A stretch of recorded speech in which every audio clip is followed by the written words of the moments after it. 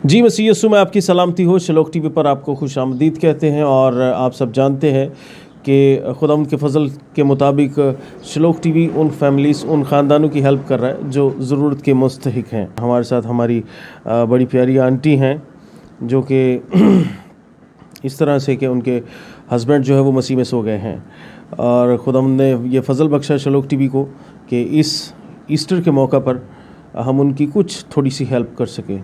ये हेल्प हम नहीं कर रहे, ये खुदावंद ने ही हेल्प भेजी है, सिर्फ हम उस हेल्प को पहुंचाने वाले हैं।